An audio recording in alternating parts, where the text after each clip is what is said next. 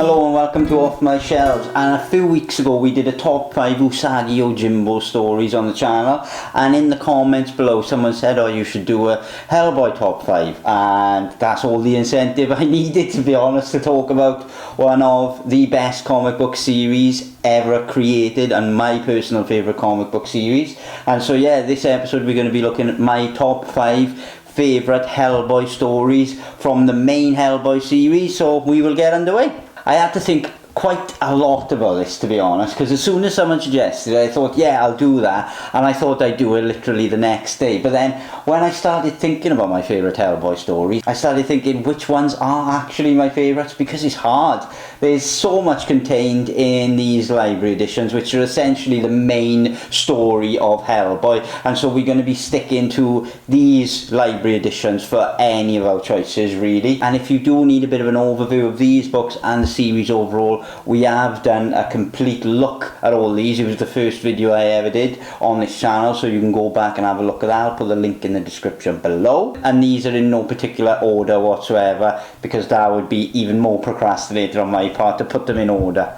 Possibly. First and foremost, we go into Hellboy Volume 1 Library Edition, and this contains Seed of Destruction and Wake the Devil, two of the first opening story arcs. I tried my best to not pick Seed of Destruction, but I had to, because Seed of Destruction is so good and it's so amazing, and it just brought me into the Hellboy world effortlessly, really.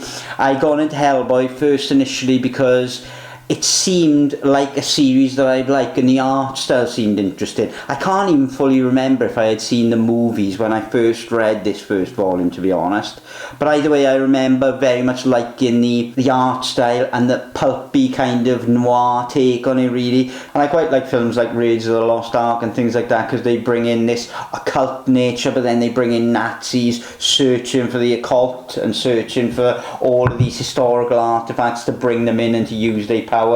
And yeah, I like that whole idea. When I first read Hellboy, it had all those tropes. It had all that intrigue about kind of the occult and witchcraft and wizardry. It had a team of Nazis led by the Mad Monk Rasputin, and he was bringing together all these different historical figures. He was bringing together different religions and things like witchcraft and occult and things like that, and just mixing them all in, and then throwing at the helm this kind of crazy character of Hellboy, really, who doesn't really want to be here. He just wants to kind of live his life normally now that he's been exposed to it. But either way, when I started reading it just brought me in, and Seed of Destruction was the reason why it brought me in, because the way it's laid out, it starts off as the journal of George Whitman, who's a US officer in 1944, and they're in East Bromwich in England, and they've heard tell of something happening. There's some paranormal activity happening, and a superhero from America called the Torch of Liberty, who Hellboy inherits his gun off later,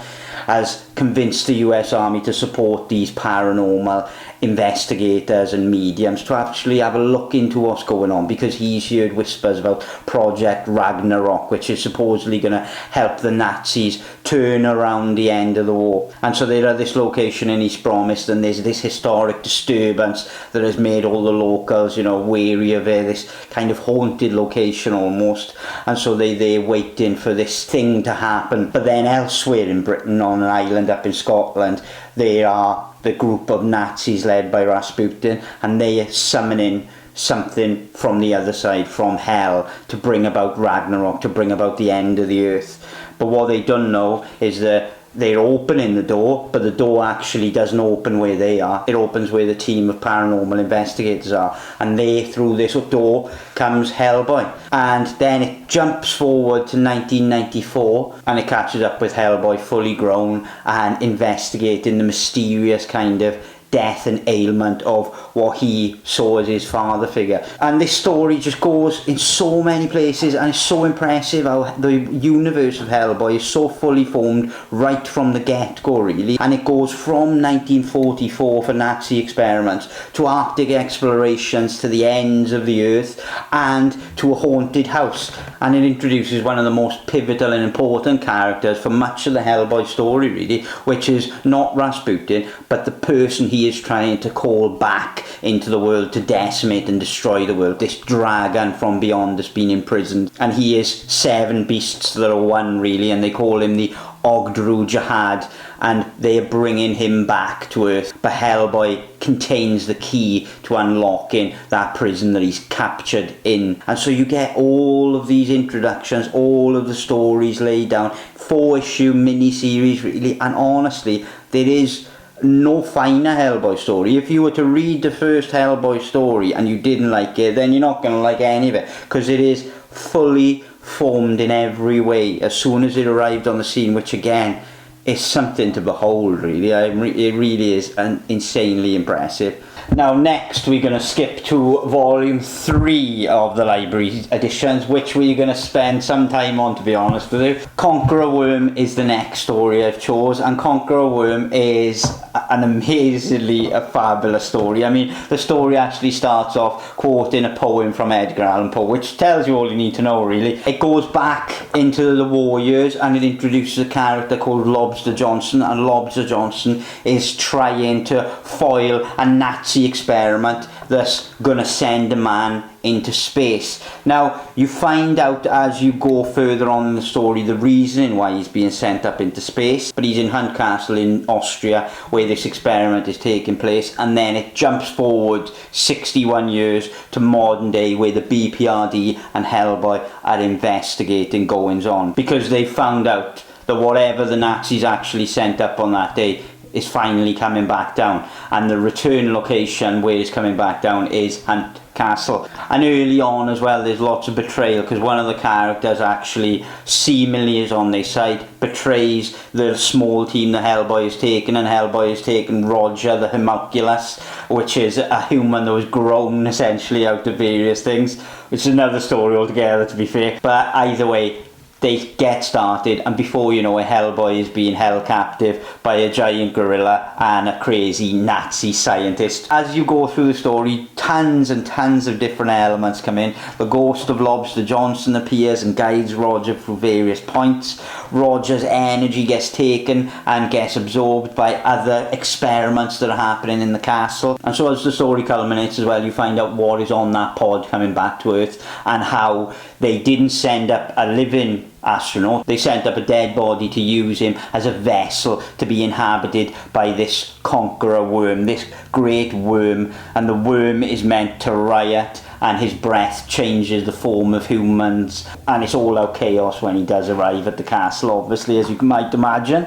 You even meet an alien in the castle as well. It really is a bonkers story, but when you're reading it, it is absolutely well paced, fabulous in every way, and ends in a gigantic battle, obviously. Now the next story I'm going to pick is a little bit of a cheat, I will admit that, but there is a problem because I couldn't really separate them, because in my mind they are intrinsically linked in one long story, but they are actually officially 2 stories. So they are Third Wish and The Island. The Third Wish, for example, starts with Hellboy after the events of Conqueror Worm, separating from the BPRD and going out on his own to try and find more about himself, who he is, where he came from, everything like that. So he ends up in Africa trying to search for more information on who he is, and then he gets captured by a witch that lives under the ocean, and he gets captured and taken to be imprisoned at the bottom of the ocean for quite some time. But he is captured by mermaids. The mermaids hammer a nail in Hellboy's head as well, and that nail essentially gives him the ability to live underwater, but it also binds him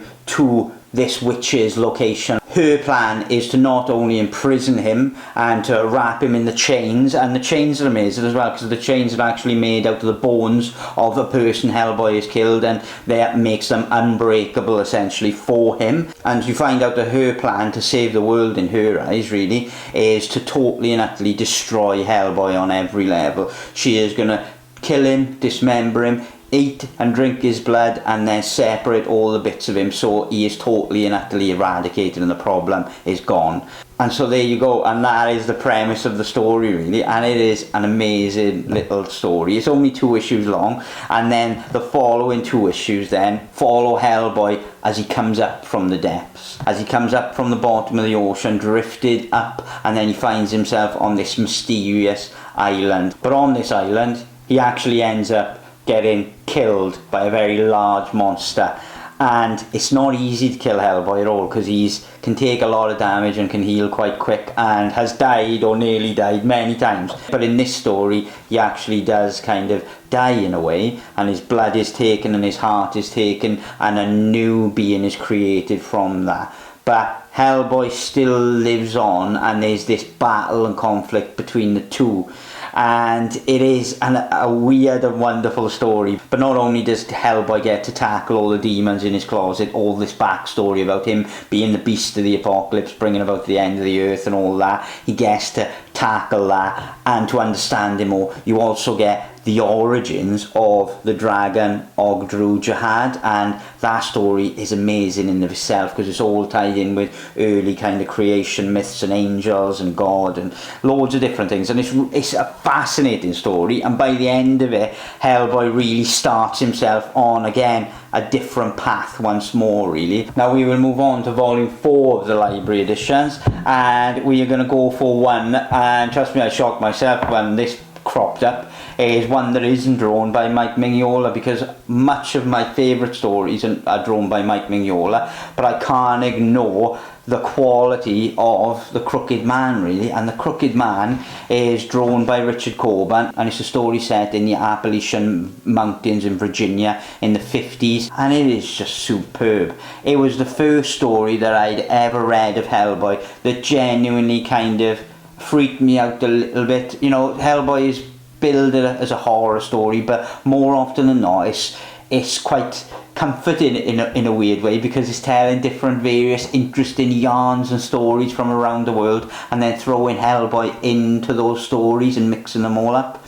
But this one, the artwork in particular of the Crooked Man and what he gets up to in the story, it is a bit disturbing in many ways, and the Crooked Man himself is proper messed up, to be fair.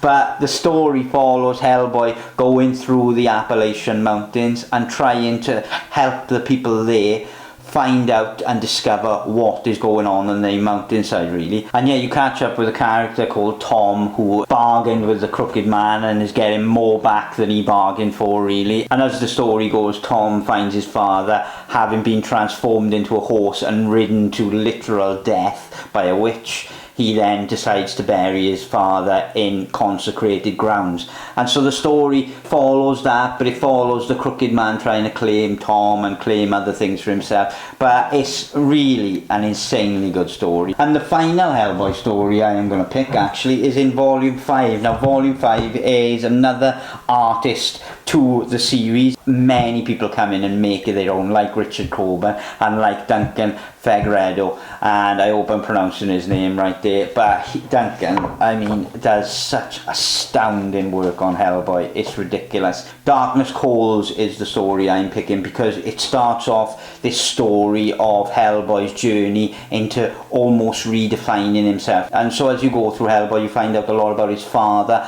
and how he is part of the world of hell and the hierarchy of hell, but you never find out too much about his mother's side and the lineage from his mother's side of the family. But Hellboy, Darkness Calls and the following story really take that to its full length really, and it starts off with the witches of England trying to claim back a leader, and they've decided the Hellboy should be leading them. It starts off with witches familiars taking him to a location, and if he does turn down being their leader, then they're going to do all they can to punish him and get rid of him out of the equation totally, so they can find someone else to lead them and he won't be a problem.